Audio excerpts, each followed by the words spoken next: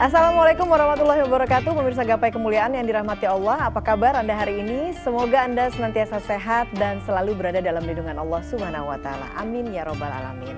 Alhamdulillah, senang sekali hari ini saya Faye Nizar kembali hadir menjumpai Anda dalam program kesayangan kita, Gapai Kemuliaan. Selama 30 menit ke depan, insya Allah kita akan bersama-sama menuntut ilmu terkait pembahasan tentang takdir ditentukan oleh Allah atau ikhtiar manusia. Nah, seperti biasa saya tidak sendiri, hari ini sudah hadir bersama saya di studio. Ada gurunda kita semua, Kiai Haji Muhammad Faiz. Assalamualaikum Kiai. Waalaikumsalam warahmatullahi wabarakatuh. Apa kabar Kiai, sehat? Alhamdulillah sehat, baik. Alhamdulillahirrahmanirrahim. Nah, pemirsa, bagi Anda yang memiliki pertanyaan, silakan Anda bisa kirimkan pertanyaan Anda baik berupa pesan teks maupun dalam bentuk video melalui nomor WhatsApp yang tertera di layar kaca. Anda juga berkesempatan untuk bertanya langsung kepada Kiai melalui sambungan Zoom yang nanti secara teknis akan ditentukan oleh tim Gapai Kemuliaan. Baiklah, kita langsung saja ke pembahasan pertama. Nah Kiai, ini ada ayat yang sangat populer untuk memotivasi kita manusia untuk mengubah nasib dan juga bekerja. Surah Ar-Ra'd ayat 11 ya Kiai. Yang artinya adalah sesungguhnya Allah tidak akan mengubah keadaan suatu kaum kecuali mereka mengubah keadaan yang ada pada diri mereka sendiri begitu Kiai. Nah, tapi ada yang mengatakan ini sebetulnya salah tafsir begitu Kiai, artinya ini. Sebetulnya bagaimana tafsir dari surah ini Kiai? Ini adalah ayat yang paling sering kita dengar terkait tentang pembahasan antara takdir dan juga ikhtiar atau usaha manusia. Jadi kalau berbicara tentang tafsirnya, ayat ini memang multi tafsir. Yang Mbak Eva sampaikan tadi ada salah tafsir, itu boleh jadi memiliki kebenarannya. Jadi ayat ini kan berbicara innallaha la yughayyiru ma biqaumin. Allah itu tidak akan merubah nasib, keadaan, kondisi satu kaum hatta yughayyiru ma bi anfusihim, sampai mereka sendiri yang merubah apa yang ada di dalam kehidupan mereka. Jadi konteks ayat ini menurut banyak ulama sejatinya itu berkaitan dengan tanggung jawab setiap orang atas apa yang dia lakukan. Jadi di masa lalu dalam konteks turunnya ayat ini ada orang yang hidupnya sejahtera, gemah ripah loh jinawi lah. Tiba-tiba mereka merubah perilaku mereka yang baik menjadi tidak baik. Setelah mereka merubah menjadi tidak baik, maka mereka mulai merasakan ketidakbaikan dalam kehidupan mereka. Maka mereka mengatakan, loh Tuhan bagaimana sih? Kami biasanya enak, kok sekarang tidak enak ya? Biasanya kami adem, kok sekarang jadi huru hara ya? Biasanya kami sejahtera, kami rukun, kenapa kok sekarang berpecah dan bertengkar? Maka kata Allah, pertengkaran yang lahir, ketidaknyamanan yang kalian rasakan hari ini, itu kan karena ulah kalian sendiri. Rumah tangganya sakinah, tahu-tahu ada yang selingkuh Mbak Eva. Ketika selingkuh kemudian rumah tangga saya kok jadi begini. Pertanyaannya, yang merubah kedamaian dalam rumah tangga itu siapa? Ya Anda sendiri. Seandainya Anda kemudian menjaga keutuhan rumah tangga, menghargai pasangan, melihat masa depan anak-anak, boleh jadi kan ada menjadi rem yang pakem nih. Ketika melirik rumput di sebelah, melirik tetangga, mungkin boleh jadi ada remnya di situ. Nah, itu konteks yang pertama terkait dengan ayat ini. Yang kedua yang ingin saya sampaikan, kalaupun dikatakan bahwa manusia itu harus berusaha untuk meraih kebahagiaannya, itu juga tidak salah. Selama kita bisa memahami konsep takdir itu sendiri. Jadi di dalam akidah Ahlus Sunnah wal Jamaah itu kita diminta untuk beriman kepada qadha wal qadar. Qadha wal qadar itu artinya apa? Qadha itu adalah pengetahuan Allah. Allah itu maha tahu. Artinya maha tahu, Allah itu tahu sebelum terjadi. Hari ini misalnya para pemirsa bisa melihat saya dengan Mbak Eva ini nggak janjian pakai bajunya, timnya juga lupa nggak mengirim pakaian, menginformasikannya. Gitu ya. Tapi Allah tuh maha tahu bahwa pada episode Gapai Kemuliaan ini saya pakai baju berwarna ini, Mbak Eva pakai kerudung dan baju berwarna seperti mirip dengan yang saya pakai. Nah, itu sebelum saya pakai, Allah tuh sudah tahu. Karena Allah sudah tahu, maka apa yang Allah tahu dari kemahatauan Allah itu Allah tulis di Lauhil Mahfuz. Nanti pada hari kejadiannya saya betul-betul memakai baju ini dan Mbak Eva memakai baju itu namanya qadar. Qadar. Nah, jadi kodok qadar itu nggak ada Mbak Eva kaitannya dengan paksa memaksa untuk urusan yang memang manusia itu memiliki hak untuk melakukan usaha. Makanya di dalam Al-Quran itu kan dikatakan Allah itu ketika menciptakan itu juga qaddaro. Allah itu menuliskan takdir. Begitu menuliskan takdir, fahada. Kemudian Allah memberi petunjuk agar orang itu menjalani takdirnya. Mudahnya begini. Di dalam hadis Rasulullah Shallallahu Alaihi Wasallam dalam Sahih Muslim itu pernah duduk bersama-sama dengan para sahabat di kuburan Baqi. Jadi selesai mengubur orang itu Rasulullah tidak langsung pulang, kayak pengajian. Maka orang-orang tuh mengelilingi Rasulullah. Rasulullah tuh cerita, "Ma minkum min ahadin," tidak ada seorang di antara kalian pun kecuali sudah Allah tuliskan nasibnya di surga dan di neraka. Ini orang yang ada di kuburan Baqi, ini sudah Allah tentukan kok. Ini ke surga, ini ke neraka. Maka kata para sahabat, "Ya Rasulullah, afalanat takilu ala kitabina." Kalau gitu kita pasrah aja sama nasib. Betul. Ya, toh ujung-ujungnya dan takdirnya sudah jelas, sudah begitu jelas. ya Kiai ya. Kata Rasulullah, jangan. Nih lihat nih. Nabi yang pertama kali bilang, semua orang tuh ada takdirnya. Yang ini ke surga, yang ini ke neraka. Maka seolah-olah untuk apa kita berusaha? Toh sudah jelas jalannya. Maka perasaan itu manusiawi kan diungkapkan oleh para sahabat. Ya udah Nabi, kalau gitu pasrah aja kita, nggak usah sholat, nggak usah apa, ya udah apa besok sholat atau enggak ya udahlah. Toh itu sudah menjadi takdir kita. Kata Nabi, jangan begitu. Balik malu. Tapi kalian harus bekerja. Kata sahabat, kenapa kami harus bekerja? Kata Rasulullah, fakulun. Karena setiap orang itu muyassarun. Akan Allah mudahkan jalannya. Lima khuliqalahu, sesuai dengan ketentuan takdirnya. Nah, jadi Mbak Eva, takdir itu bukan paksaan Allah. Takdir itu pengetahuan Allah. Begitu Allah tahu, Faiz ini pantasnya jadi pejabat. Menang saya pilkada. Kampanye saya, nggak lagi duduk di gapai kemuliaan. Tapi datang ke CNN untuk debat politik. Karena Allah tahu jalan hidupnya ke sana. Tapi ketika Allah tahu, oh orang yang namanya Faiz ini jadiin guru agama aja lah, ngajar di musola. Nah, kalau begitu jalan saya, entah bagaimana caranya, saya bertemu dengan kru CNN. Saya diajak ke gapai kemuliaan. Nah, itu namanya takdir, Mbak Eva. Jadi semua orang itu diberi hak oleh Allah untuk melakukan usaha. Yang terakhir para pemirsa, dalil logikanya. Dalam hidup ini, ada sesuatu yang bisa kita rencanakan. Ada sesuatu yang di luar kuasa kita. Lapar, itu di luar kuasa kita.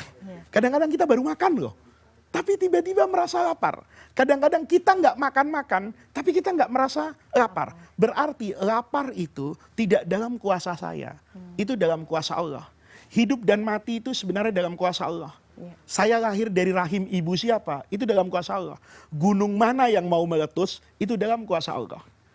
Tapi saya menjadi orang baik dan orang tidak baik, itu dalam kuasa saya. Saya mau menjadi orang pintar atau tidak pintar, itu dalam kuasa saya. Karena apapun yang terjadi, kita bisa melihat ada yang kita punya kuasa, ada yang kita tidak punya kuasa. Kita jalan misalnya nih, lagi naik gunung, di tepi jurang, kaki kita itu na'udzubillah, tiba-tiba terpeleset. Kan terpeleset itu tanpa rencana. Tapi anehnya kadang-kadang, tangan kita itu refleks. Megang dahan pohon untuk menyelamatkan kita. Berarti tidak semua orang yang terpreset di pinggir jurang itu takdirnya mati. Kalau dia mau melakukan usaha agar badannya tidak jatuh ke dalam. Nah, ini menunjukkan manusia punya ikhtiar kan. Seandainya tadi begitu kepleset langsung, ya udahlah, emang kepleset itu mati, dia nggak melakukan apapun gerakan. Tapi ternyata tangannya mengambil gerakan, itu namanya ikhtiar. Jadi para pemirsa, ikhtiar dengan takdir itu tidak kemudian harus dipertentangkan. Kewajiban diri manusia itu adalah melakukan ikhtiar. Dia punya kewajiban untuk melakukan usaha, melakukan doa. Nanti ujung dari ikhtiar dan doanya itu akan terbukti ketika bertemu dengan takdir. Takdirnya.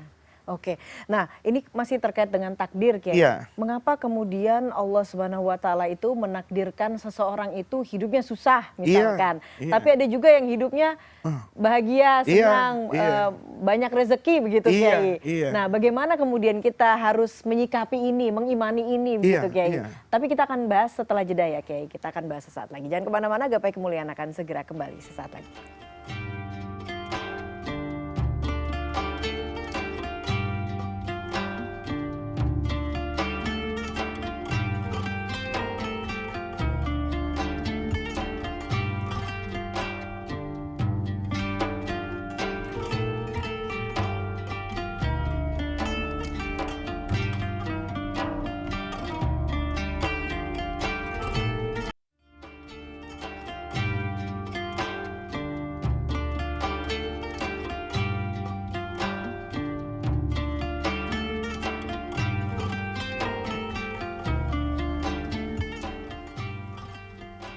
Ya, terima kasih Anda masih menyaksikan Gapai Kemuliaan. Kali ini kita membahas episode takdir ditentukan oleh Allah atau ikhtiar manusia. Nah, kita lanjutkan, Kiai. Nah, mengapa kemudian Allah itu menakdirkan seseorang itu hidupnya susah misalkan. Tapi di sisi lain mungkin temannya, ya Iya, sahabatnya hidupnya senang dan enak begitu ya, iya, Kiai. iya. Nah, bagaimana kemudian kita manusia ini bisa menyikapinya atau Iya, mengimaninya iya. begitu, Kiai? Saya selalu mengingatkan Mbak Eva bahwa bahagia dan tidak bahagia kita itu kan bergantung dengan ikhtiar kita. Ikhtiar itu yang kemudian nanti dibukukan menjadi takdir. Ketika kemudian ada orang yang takdirnya itu bahagia, ada orang yang takdirnya itu kaya, ada orang yang takdirnya itu punya strata sosial yang tinggi, ada orang yang takdirnya sakit, ada orang yang takdirnya miskin, ada orang yang takdirnya tidak bahagia. Pertanyaannya, kenapa Allah menciptakan ini semua? Kalau kita mau melihat dengan kacamata tasawuf, ini menjadi indah, Mbak Eva. Bahwa sejatinya Allah itu tidak pernah menciptakan keindahan dan keburukan. Tetapi Allah itu menciptakan segala sesuatu itu pada kesempurnaannya. Sempurnanya ustadz tuh pakai peci. Sempurnanya bangkir misalnya pakai jas dan pakai dasi. Kelihatan indah kan? Ketika misalnya ada orang kayak saya ngisi kegiatan keagamaan di Indonesia, pakai sarung kayak gini, pakai baju model kayak gini, pakai peci kayak gini, itu terasa kan? Wah, ini ustadz nih. Nah, ketika saya berubah kostumnya, walaupun orangnya tetap saya, mungkin orang akan bertanya, ini benar ustadz apa enggak? Seandainya saya pakai hari ini pakai jersey ke klub sepak bola tertentu di Ya. dunia ini. Oleh karena itu segala sesuatu itu sejatinya para pemirsa diciptakan Allah itu pada kesempurnaan. Kesempurnaan kucing yang indah seperti itu, kesempurnaannya tikus dan kecoa seperti itu. Oleh karena itu, kesempurnaan ciptaan Allah itu ketika kita melihatkan ada yang bahagia secara duniawi, kaya misalnya, ada yang miskin. Tetapi ini akan menjadi contoh ideal kan. Ada orang yang bertemu dengan rahmat Allah dalam kemiskinannya. Miskin tapi bahagia. Ada orang satu ini, ya kayanya luar biasa, tapi dia tidak bahagia. Itu Allah ingin memberikan gambaran kepada manusia bahwa rahmat Allah itu tidak bisa ditafsirkan dengan kekayaan dan kemiskinan. Ada orang yang tidak bisa membeli kasur, tapi dia bisa tidur. Ada orang yang memiliki kasur, tapi dia tidak bisa tidur. Oleh karena itu ketika Allah menciptakan takdirnya tadi itu dalam bentuk yang beragam, itu sebagai ibrah dan pelajaran buat manusia kan. Kenapa Allah perlu menciptakan Fir'aun misalnya? Agar menjadi pelajaran buat kita bahwa perilaku seperti itu akan berujung dengan kehancuran. Kenapa Allah kemudian memiliki hamba yang bernama Qorun? Agar orang selalu ingat bahwa kekayaan yang berlebihan, yang tidak diimbangi dengan kedekatan kepada Allah, itu akan selalu berujung kepada kehancuran. Kenapa Allah perlu memberi Nabi Ayub ujian seperti itu? Agar semua orang yakin sepanjang apapun malam yang dia lalui, dia pasti akan bertemu dengan fajar. Sepanjang apapun penderitaan dalam hidupnya, ketika dia konsisten di jalan hamba Allah, pasti akan ada jalan keluar setelah melalui masa-masa yang sulit. Nah, ini sebetulnya mengapa takdir orang itu tidak selalu sama. Ada yang diberi oleh Allah, tapi kita harus lihat loh. ada yang diambil oleh Allah dari situ. Ketika Allah mengambil sesuatu dari orang itu, sejatinya ada yang Allah berikan kepada orang tadi, sehingga hidup itu berwarna dan seimbang.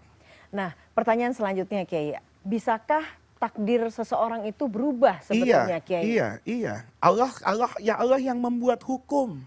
Allah yang membuat hukum. Hukum ini begini Mbak Eva.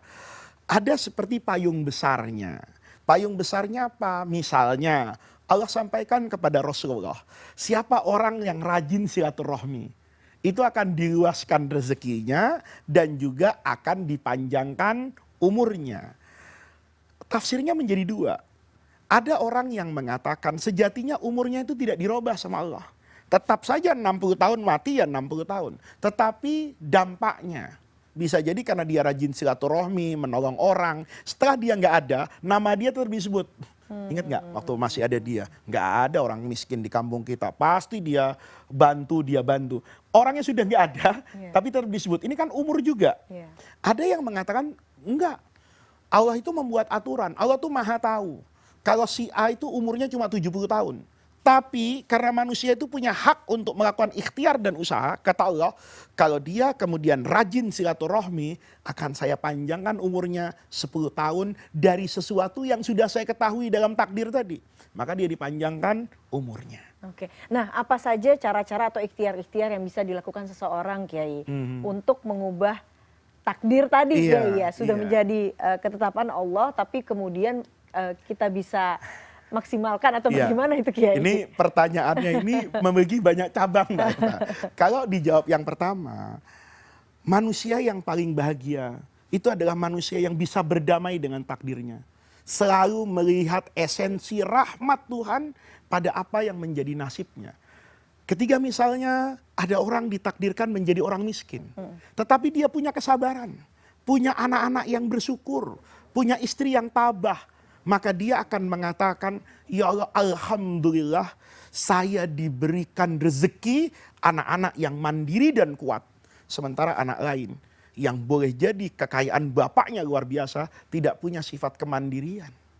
Ya Allah, saya diberi rasa sakit, tapi saya diberi istri yang tangguh. Ketika saya tidak bisa bekerja, istri saya mencari nafkah untuk anak-anaknya. Ada kebahagiaan. Betapa saya dicintai oleh seorang wanita itu dalam keadaan sakit. Ada orang yang punya kekayaan, istrinya tidak pernah menghargai apa yang dia berikan kepada istrinya. Dibawain apa saja, selalu kata istrinya, apa nggak ada nih yang lebih mahal, yang lebih bagus. Padahal itu sudah bagus sekali. Nah, itu kita yang pertama. Jadi takdir itu, lihat, itu adalah karunia yang terbaik. Jadi kalau orang itu bisa ngatur dirinya untuk tidak ngatur Allah, ya. Jadi kalau ditakdirkan misalnya hari ini makan tempe, syukuri. Lihat orang yang tidak makan. Oh alhamdulillah, saya diajarkan oleh Allah untuk bersabar, makan seperti ini. Rasa sabar itu akan menghantarkan saya kepada surga. Itu karunia. Nah, kalau tidak sabar, ya Allah, iya sih yang dikatakan Pak Faiz itu bagus sih, tapi nggak enak juga lah kalau makan nasi dengan garam setiap hari.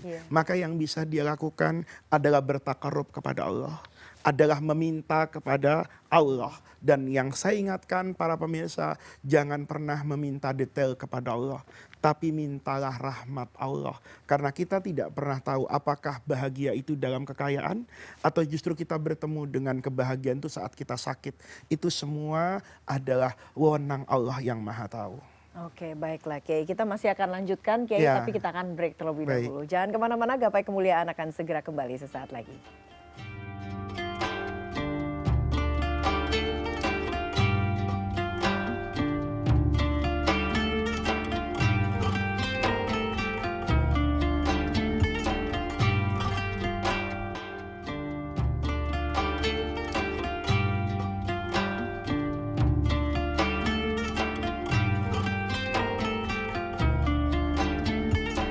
Iya, terima kasih Anda masih menyaksikan Gapai Kemuliaan dalam episode Takdir Ditentukan oleh Allah atau Ikhtiar Manusia. Kita lanjutkan kembali pembahasan. Nah, Kiai, apakah kemudian nikmat yang diberikan oleh Allah Subhanahu wa taala itu terkait dengan perilaku manusia? Artinya apabila kita ini berperilaku baik, maka nikmat yang Allah berikan akan lebih banyak begitu. Dan sebaliknya, jika kita berperilaku maksiat, maka nikmat yang diberikan Allah itu akan dicabut begitu. Nah, tapi pertanyaan selanjutnya Kiai, kita juga banyak melihat begitu ya, banyak manusia yang kemudian zolim begitu, tidak berperilaku baik, bahkan juga mungkin ahli maksiat.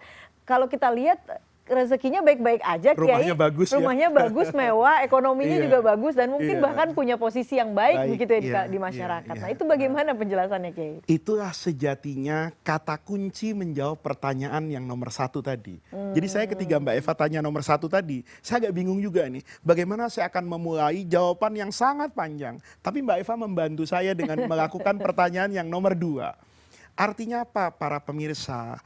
Kalau orang bertanya, Pak, apakah kemudian kebaikan yang datang dari Allah itu berkaitan dengan perilaku manusia? Saat manusia itu sujud kepada Allah, maka dia dikasih harta oleh Allah.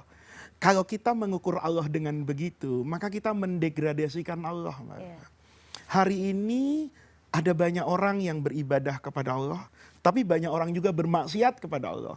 Tapi nyatanya awan itu mengayomi semuanya. Bumi ini punya Allah kan? Iya. Tapi tidak pernah bumi itu menolak diinjak oleh orang yang bermaksiat kepada Allah. Gitu loh. Oleh karena itu, ini penting sekali. Dulu saya pernah ngaji Mbak Eva sama guru saya. Guru saya itu bercerita waktu di Mesir dulu. Ketika ada orang yang bermaksiat kepada Allah, itu makhluk-makhluk Allah yang lain, itu udah gak sabar. Kata angin, ya Allah saya tiup ya orang itu, kasih angin topan. Kata ombak di lautan, ya Allah gimana kalau tsunami saja. Kata gunung Merapi, bagaimana kalau saya meletus saja. Saya muntahkan lahar dan magma dari perut bumi ini. Allah kemudian bertanya kepada gunung, kepada lautan, kepada angin. Aantum khalaqtumuhu? Apa kamu yang nyiptakan ini orang yang bermaksiat ini? Bukan kan? Saya yang menciptakan. Karena saya yang menciptakan, maka rohim tuhu. Saya sayang betul sama dia.